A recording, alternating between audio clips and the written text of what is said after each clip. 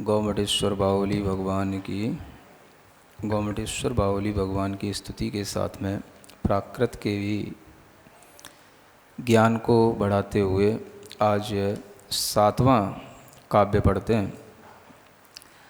आसाम्नजोपेक्षदि सच्छ दिट्ठी सोखेण वंछा हयदोषमूलम् विराय भावं भरहे विसल्लं तं गोमटेशं पडमामिणेच्छं तं गोमटेशं पडमामिणेच्छं। यहाँ पर गोमटेश भगवान को प्रणाम करते हुए कहते हैं, वह भगवान कैसे हैं? आसाम न जो पेखदि सच्छ दिट्ठी, जो सच्छ दिट्ठी माने स्वच्छ दृष्टि वाला या सम्यक दृष्टि जीव। दृष्टि को प्राकृत में क्या बोलेंगे? दिट्ठी। दृष्टि का प्राकृत क्या बनेगा? दिट्ठी। सच्छ दिट्ठी माने समीचीन दृष्टि रखने वाले, जो वह भगवान अपने अंदर किसी भी तरीके की आशा को नहीं देखते हैं, है ना। यानी वो अपने अंदर कोई भी आशा की तरंगें उनके अंदर दिखाई नहीं देती हैं। आशा माने इच्छा, तृष्णा। अब देखो, अगर कोई भी वाक्य बनता है तो उसमें यह कर्ता, क्रिया और कर्म, ये तीनों चीज़ें हुआ करती हैं। अब इसी एक वाक्य के अंदर देखो आपको तीनों चीज़ें मिलेंगी, है ना। अब इसमें कर्ता क्या हुआ? तो कर्ता दो प्रकार के बताए गए हैं, एक सर्वनाम रूप और एक संज्ञा रूप। तो सर्वनाम कर्ता के रूप में क्या हो गया? जो क्या हो गया? ये सर्वनाम कर्ता हो गया। संज्ञा रूप कर्ता क्या हो गया? सच्छ दिट्ठी, यानी जो स्वच्छ दृष्टि या सम्यक दृष्टि आसाम न पेखदी, न तो अव्यय हो गया, और आसाम ये क्या हो गया? ये कर्म हो गया इस कर्ता का। क्रिया जिसको चाहती उसे कर्म कहते हैं। तो सम्यक दृष्टि जीव क्या नहीं देखता? आशा को नहीं देखता, है ना। तो इसमें कर्म लगाया, माने द्वितीया का एक वचन का प्रयोग किया, कर्म कारक का प्रयोग किया। तो आसाम का, आशा शब्द का क्या हो गया? आसम। वस्तुतः ये बनना चाहिए था आसम, है ना। हाँ, तो दोनों ही रूप बन जाते हैं कहीं कहीं पर। वैसे मुख्य तरीके से तो आसम होना चाहिए। आसम न जो पेखदि सच्छ दिट्ठी, है ना। क्योंकि जब हम द्वितीया का एक वचन बनाते हैं तो स्त्रीलिंग वाले शब्दों में भी जैसे लता है तो उसका लयम हो जाएगा। इस तरीके से आसाम का आसम हो जाना चाहिए। तो उसी को भी समझ सकते हैं और जो लिखा है उसको भी जान सकते हो। और पेखदि ये क्या हो गया? ये क्रिया हो गई, देखना, प्रेक्षति, है ना। तो इस क्रिया के साथ में ये कर्म का प्रयोग हो गया। तो जो इस तरह से आशा को नहीं देखता वह सम्यक दृष्टि होता है। और सोखेण वंछा, है ना, उनके अंदर वह सुख की भी वांछा नहीं है। यानी हमें सुख मिले इस तरीके की भी उनके अंदर कोई वांछा नहीं है। तो सोखेण वंछा। अब देखो, ये वांछा शब्द था ना, लेकिन इसको प्राकृत में बनाएंगे तो क्या बनेगा? वंछा। क्योंकि आपको वो जो नियम बताया था कि कोई भी शब्द जिससे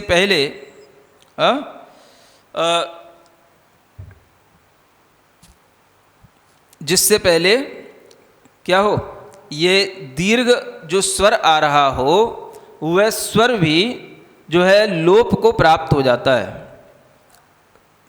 क्यों हो जाता है? क्योंकि अगर वो आगे वाला जो व्यंजन है वो एक तरीके से संयुक्त भी होता है ना। तो ये संयुक्त में इसका कई बार च का लोप हो जाता है, इसमें च छिपा हुआ रहता है, वांछा ऐसा लिखा जाता है ना। तो इसके कारण से इसका वंछा शब्द हो जाता है। ये सही तरीका तो इसका लिखने का ये है, आधा च उसके अंदर छिपा रहता है, इसलिए ये वांछा का वंछा बन जाता है। तो सोखे न वंछा, जिसकी सुख में वंछा नहीं है। और जिन्होंने क्या कर दिया है? हय दोष मूलम, अपने दोषों को मूल रूप से हय माने हत कर दिया, हत माने नष्ट कर दिया है। हय माने क्या हो गया, हत। ऐसे ये हत दोष मूलम, ये शब्द बनेगा कि जिन्होंने अपने दोषों को मूल रूप से नष्ट कर दिया, तो ये एक समास पद बन जाता है, इसको समास बोलते हैं। तो ये बनेगा हय दोष मूलम। ठीक है, फिर लिखते हैं विराय भावम भरहे विशल्लम, है ना। जो विराय भाव को धारण करने वाले हैं, विराग भाव, गा का या हो गया, विराग भाव से सहित हैं, और भरत में जो शल्य से रहित हैं, विशल्य हैं, है ना। विशल्य का मतलब क्या हो गया, शल्य से रहित। तो भरत के विषय में जिन्हें कोई शल्य नहीं है, भरत भरहे, भरत का क्या हो गया, भरहे, यहाँ पर तक हा हो गया है, भरहे विशल्लम तम गौमटेशम पड़मामी नित्यम, ये ध्यान में रखना है। ठीक है, शल्य का सल्ल बन गया, शल्य शब्द था ना, शल्य ऐसा शब्द होता है, तो इसका क्या बन गया, सल्ल, है ना। या का भी आधे ला के कारण से उस पूरे ला में परिवर्तन हो गया, और शा का ये सा बन गया। ठीक है, तो भरहे विशल्लम, इस तरीके से इस छंद का अर्थ हो गया। उपाहि मुत्तम, क्या कहा जा रहा है, इसको पढ़ लें पहले। उपाहि मुत्तम धन धाम वज्यम सुसम्मजुत्तम मयमोहारयम वस्येयपज्यन्तमुपवासजुत्तम तम गोमटेशं पड़मामिणीच्यम तम गोमटेशं पड़मामिणीच्यम। उपाहि मुत्तम, उपाहि का मतलब हो गया उपाधि, उपाधि को प्राकृत में क्या बोला, उपाहि, धा का हा हो गया। मुक्त माने मुक्त, मुक्त का हो गया मुक्त। तो ये शब्द था उपाधि और मुक्तम, है ना। मुक्त माने होता है रहित, उपाधि से रहित हो जाना, तो इसका बन गया मुत्तम, यानी जो उपाधि से, और ये धाका यहाँ हा हो गया, ये उपाहि मुक्तम हो गया।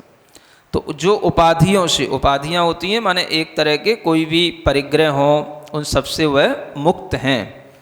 धन धाम वज्यम, है ना, धन माने धन, और धाम माने होता है कोई भी महल इत्यादि। तो धन और धाम दोनों से वर्जित, वज्यम का मतलब वर्जितम, इसका यह प्राकृत बना वज्यम। तो ये धन और धाम से रहित हैं, धन धाम वज्यम। ठीक है, सुसम्मजुत्तम, और कैसे हैं, सम्यक्त से युक्त हैं, अच्छी तरह से। सम्म माने साम्य भाव भी कह सकते हैं हम, तो साम्य भाव से जो युक्त हैं। और मय मोह हार्यम, मद को मय हो गया, मोह हार्यम माने उसका हरण करने वाले या नाश करने वाले, तो मद मोह के नाशक हैं। वस्येय पज्यंत, वर्ष में एक जोड़ दिया तो वस्येय हो गया, एक वर्ष पर्यंत, पर्यंत का बन गया पज्यंत। उपवास जुत्तम, उपवास से जो युक्त थे, उपवास का प्राकृत में बन गया उपवास, पाका वा हो गया, वा तो वाथाई। ठीक है, वर्ष का वत्स बन गया, उसमें एक और जोड़ दिया संधि करके, तो वस्येय हो गया। पज्यंत माने एक वर्ष पर्यंत, उपवास से जो युक्त थे, सहित रहे थे, ऐसे उन गोमटेश भगवान को मैं नित्य प्रणाम करता हूँ। इस तरह से गोमटेश स्तुति पूर्ण हुई। गोमटेश स्तुति पुण्य ज़्यादा।